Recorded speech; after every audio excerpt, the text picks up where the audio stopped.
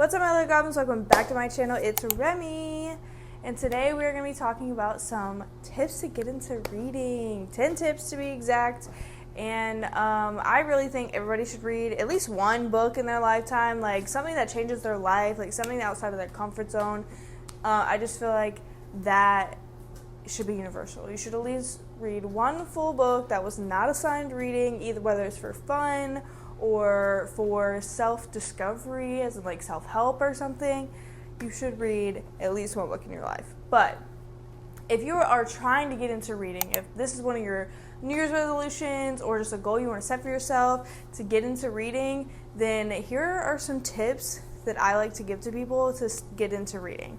My first tip that I usually give people is to read short stories. There's a lot of collections of short stories out there, and they're usually like 5 to maybe 20 pages long, and they're really short. And once you finish that short story and you've like completed the little story, it makes you feel accomplished, like you've achieved a little bit of a goal, and it makes you want to keep reading. And then eventually you can get up to like, more full-length books. That's why I think reading short stories are really good, because it kind of gets you in the habit of sitting down and reading for 30 minutes or an hour and kind of getting immersed into this little story. And then it'll kind of train your brain to where you can sit down and read like 5 chapters of a chapter book, My second tip that I like to give people is to start with YA books. They're made for teens between the ages of 13 and 18 is what young adult is made for. So they are more consumable reads.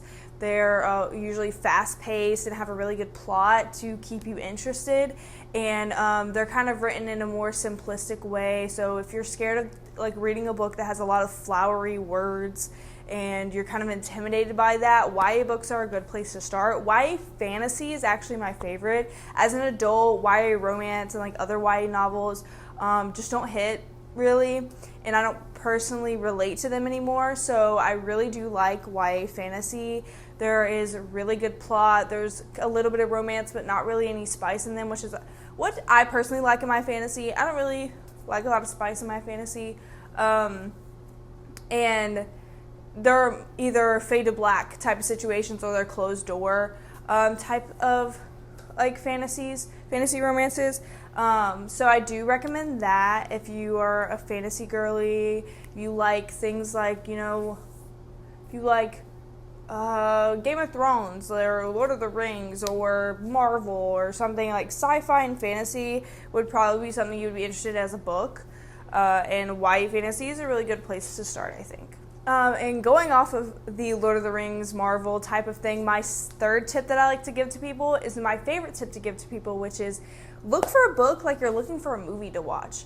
What is your favorite type of movie to watch? I really like horror movies, but I feel like I've never really read a horror book, so I don't know if horror is the best way to go about that. But like other movie genres, because I can't attest to horror is what I'm saying, but if you like other movie genres, like if you really like action-packed movies, or you like shows that have a lot of plot or plot twists, or you like more drama-based shows, look for books that kind of have those types of things. Like look for a book that has a lot of drama in it, or look for a book that has a lot of action, like a fantasy or an epic fantasy, or like a sci-fi if you really like Marvel. Just those are things you're already interested in movie-wise, and it will help you be able to visualize it because you've already seen it in a movie. So when you're reading it on the page, you're like, oh, I can imagine this because I've seen something similar in a Marvel movie or in Game of Thrones or Supernatural, whatever it may be. Just looking for a book like you're looking for a movie or TV show is one of the best tips I can give you. Tip number 4 is to take breaks. Do not be afraid to take breaks, okay? I know you're like, well, if I take breaks, then I'm not going to go back to reading. Okay, breaks are important because then you're going to get bored. If you're not fully immersed in the story and you're forcing yourself to sit there and read, you're not going to want to read anymore. So if you give yourself a break every 50 pages or every chapter or whatever, just give yourself 5-10 minutes, go, get some water, get a snack, or text somebody back on your phone or something like that, and then come back and read another chapter or read another 50 pages. You'll eventually get to the point where you don't want to put the book down, and you're going to have to force yourself to take breaks to go to the bathroom or go to bed or something like that. It'll take a little bit of time, but I do think that it's really important to take breaks when you're trying to get into a book. Like, even I take breaks now. Sometimes I'm like, okay, I'm not really feeling this, but after this chapter, I'm going to put it down. I'm going to go do this, and I'm going to try and read a couple more chapters or something. Because sometimes the start of a book can be slow and you're not really into it. But once you kind of get into it, like 5 chapters in, you're like, oh, yes, this is perfect. Loving this. Tip number 5 is something that I love to do, which is have background noise. Whether it's a comfort YouTuber or reading ambiance or instrumental music or your favorite playlist, background noise is really good to get you immersed into the story. I love to put on reading ambiance specified for the genre that I'm reading, like fantasy reading ambiance, or like I was reading Girl Abroad. If you watched my vlog, I think it's going to come up on the side. My vlog, if you watch my vlog, then I had showed that I was putting London reading ambiance because I was reading Girl Abroad and she was in London. So it was like this picture of London and like some like light rain noises and stuff like that. Really helps me because it kind of like gives your brain like a background void, is a noise void. So then your brain can like fully immerse into the book you're reading and you can like be in the story. Because a lot of like if I was sitting in Chick-fil-A when I was reading that, if I didn't have that, I would not have been immersed into the story. There's a lot of people talking, a lot of people in there, a lot of people, laughing and whatever. And when there's a lot of noise going on, it's hard for me to get immersed into a story because I immediately get pulled out by someone cackling across the room or something. Tip number 6 is to not be afraid to DNF. I used to be one of those people that was like, oh, well, I bought this book and I don't want to not read it. Like, what am I going to do? Like, I just don't like it, blah, blah, blah. And I also used to get scared of buying books because I was like, but I don't like them and I don't want to DNF them because I bought them, so blah, blah, blah. And I would force myself to read books. And I just don't think you should do that because it'll put you in a reading slump. And if you don't know what that is, it's basically where you don't want to read, like at all. No book sounds good to you. You don't want to read anything. And let me tell you, a reading slump sucks, okay? So I think that you should DNF if you want to DNF. Some people call it a soft DNF, where they're like, okay, right now I'm just not feeling this book, but maybe later I'll want to read it, and they'll put it back on their shelf and read it at a different time. A hard DNF is when you're like, yeah, I'm never going to read this, ever. So, and then you just kind of donate it, or you sell it to someone, or, whatever you do with the books, you DNF. But I think that is a good tip to have. If you're not feeling a book, do not force yourself to read it because it's not going to make you want to read other books. Number 7 is one of my favorites. Number 7 is to underline, highlight, annotate your books.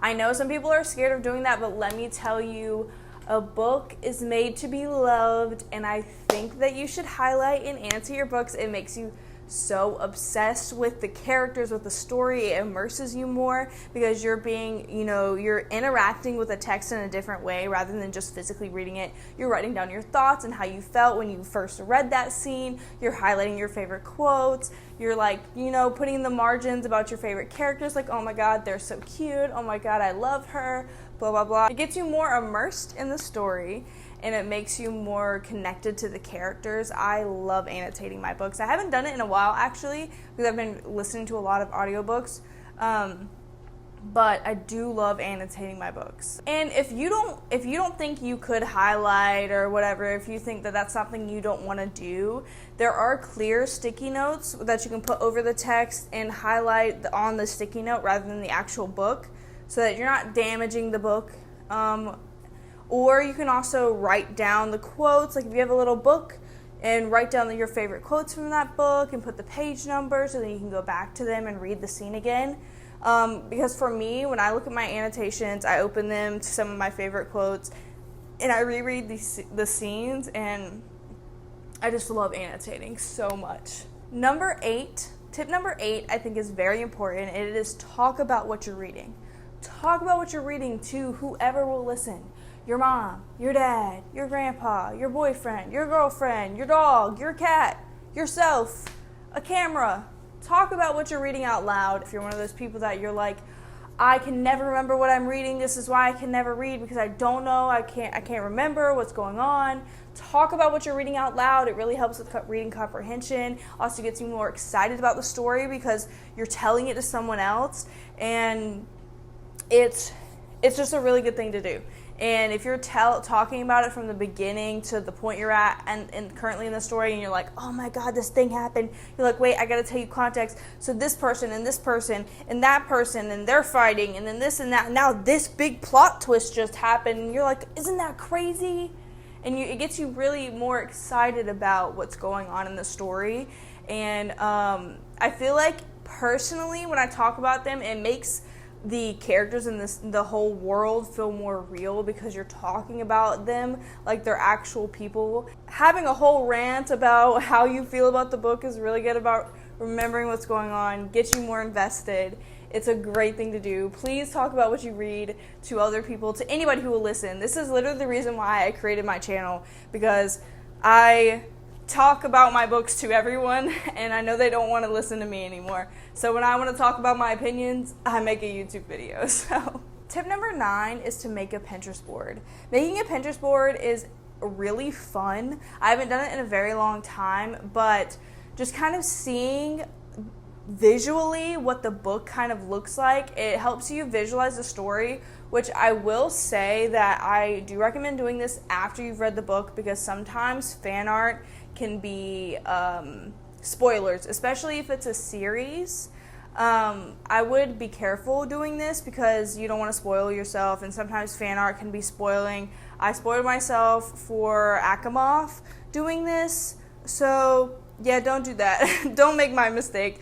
But it's a very fun thing to do. I love doing it. I love seeing all the pictures, the aesthetic pictures, and like, oh yes, like this part in the story, this is a great visualization of this, and blah blah blah. And a lot of times, like I did it for Serpent and Dove, which is the first book of the book I'm currently reading in the series I'm currently reading, and I loved it. I was looking at it, I was like, oh my God, yes, this looks exactly like Reed, and oh my God, yes, this is how exactly I visualize their magic, and oh my God, the sticky buns, like Lou loves sticky buns. It's literally the best thing ever. I love making a Pinterest board. I need to get back on it. I need to get back on the grind of making Pinterest boards. I need to do it for Magnolia Parks because I cannot stop thinking about this book and these characters. I need to buy Daisy Hates so bad. I need to read it. It's like, it's detrimental to my mental health. I need to read Daisy Hates right now. Right now.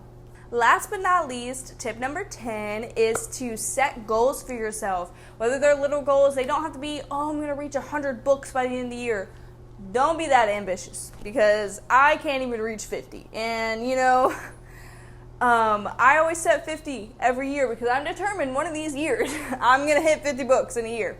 But set, what I've been doing for myself, I did a small goal for myself, set at least a book a week, which I still have not been meeting to, because God of Monsters I've been trying to read for 2 weeks and a half, so sometimes we don't meet our goals, but setting goals is good because it kind of keeps you accountable for reading. Like, oh, I want to read it for an hour a day, or I want to read for 30 minutes, or I want to at least read for an hour a week, or I want to finish at least one book in a month, or something like that. Something small that you know that you can obtain, and that can be really helpful in getting you into the habit of reading, and then you'll want to read more, and then you'll be reading 2 books a month, and then 3 books a month, and then 4 books a month, and then you'll be reading so many books in a month you don't even know what to do with yourself.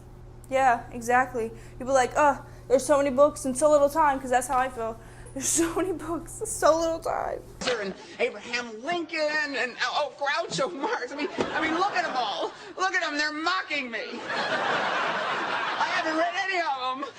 Okay, well, just pick one for now. Why bother? There's not enough time. There's too many books and there's not enough time. That's all the tips I have for you guys today. I hope you guys enjoyed this video. Like, comment, and subscribe, all the YouTube things so you know how to do. And I will see you guys when I see you. Deuces. Bye.